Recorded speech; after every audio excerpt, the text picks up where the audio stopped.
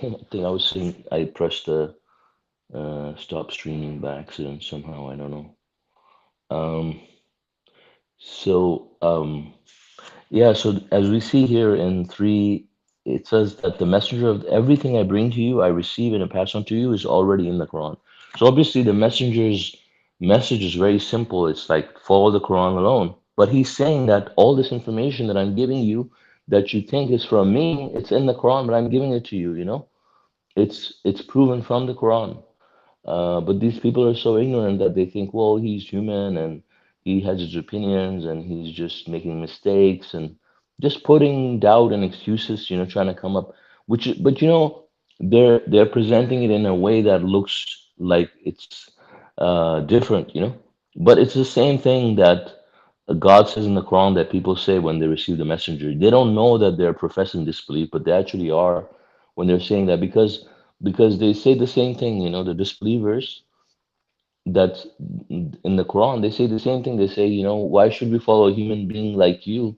This is just a human being like you who wants to get prominence, and he has, made up lies about God, So if you think someone's a messenger, is he going to say things or prohibit things that God did not prohibit? Is going to tell you, of course, God says who's more evil than those who attribute lies to God. So the messenger that you're calling a messenger is either the most evil person or a liar, which is the implication if you're saying that this is just his opinion and I don't believe it, I think he's wrong, you know, or this person is really a messenger that you're supposed to follow. I mean, which one is proven from the Quran? It's proven that he's a messenger, and God says He chooses, based on His knowledge, to deliver His message. And they're saying that we're truthful people. We're telling you, these are truthful people. These are not. God doesn't choose pick liars and send them to people to misguide them or play mind games with them, right?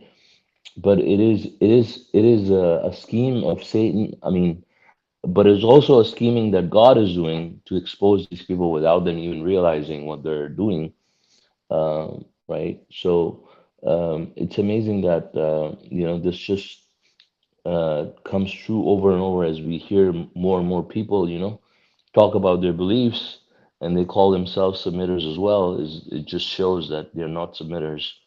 They're trying to go against God's system, and God says that Quran without the messenger misleads the wicked people, and so you see them coming up with all kinds of laws and rituals that are not from the Quran as a result of that, or abrogating practices by taking it in their own hands too, like reduce the number of prayers or take out Hajj and things like that. I mean, they just go astray basically because they decided to go against God's system. Because God's system is that He will send a guiding teacher to lead us, and if you say no, I'm gonna go against God's system, I know better, then you're basically left on your own to be misguided and just be Satan's game.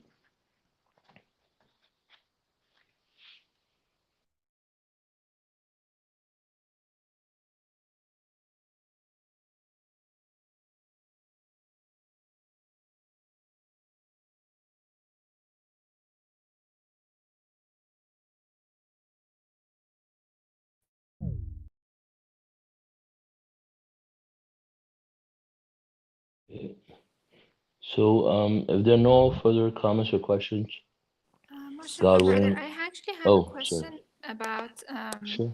a submitter who lives in a country that is like a traditional Muslim country, the idol worshippers, and the majority of their relatives are idol worshippers, like obviously.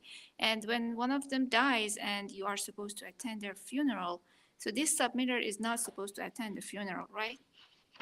Well, he can go to the funeral, but he's not supposed to pray for them or do Oh. the funeral prayer.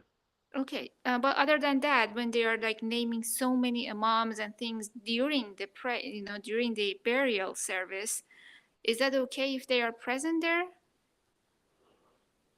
I mean, you can be present.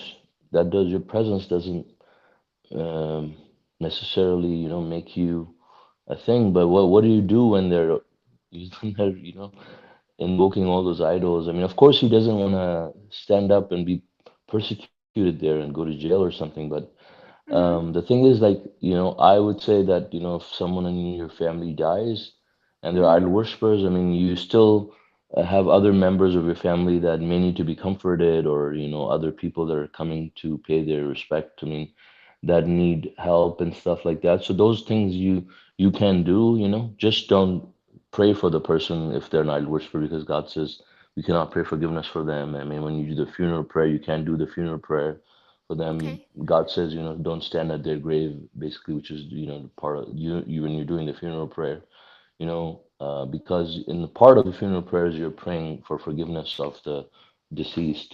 Yes. So we shouldn't do that. But other than that, I mean, you can be there. It doesn't matter, you know. So that Uh, person is not going to be pinched by Satan just for being there while other people are blaspheming against God, right? right, right, right. Okay, because I stopped them from attending anything that has, even has the possibility of getting close to, the idea of being idol worshippers. Because in that country, when they're like burying somebody, they actually start naming so many people, so many idols, that I thought maybe a person's presence, a submitter's presence there would mean that they are approving that, or they're saying it's okay, Mm-hmm. you know. Yeah, right, right. I mean, like, I'm not really fully aware of the those customs that you're Mm-hmm, talking about, But I mean, if it's something you think that, it's a some kind of idol worship, that he is actually participating in it somehow, mm-hmm, in that thing, then that would be, different. Like if they have like specific traditions like yeah. that, and they're naming all these idols, and you being there correlates to you being participating in that act of idol worship, Mm-hmm. right? Then you shouldn't do that, right?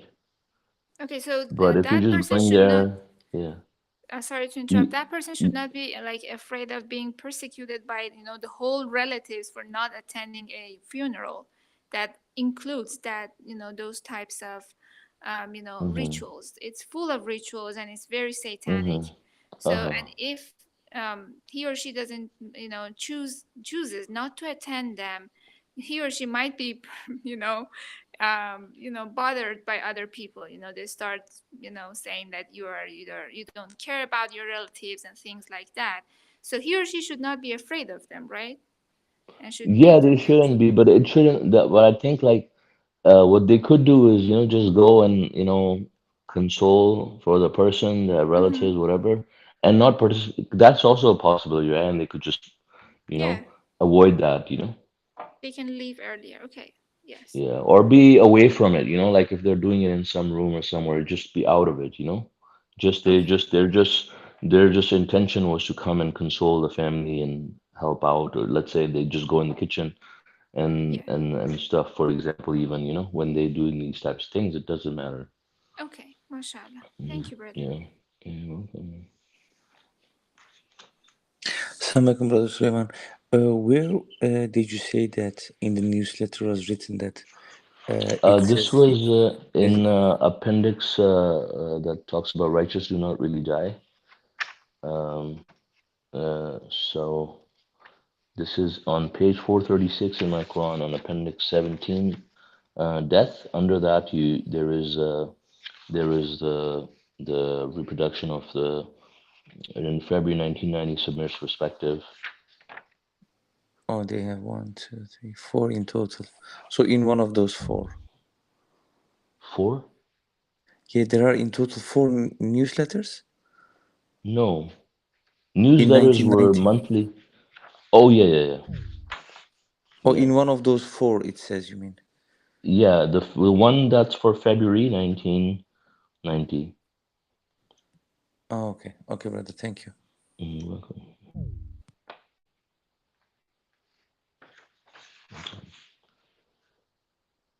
So thank you all for joining us. God willing, our next Quran study will be on English Quran study will be on Saturday at 9:30 a.m. Pacific time. God bless you all. Assalamu alaikum. Salaam alaikum.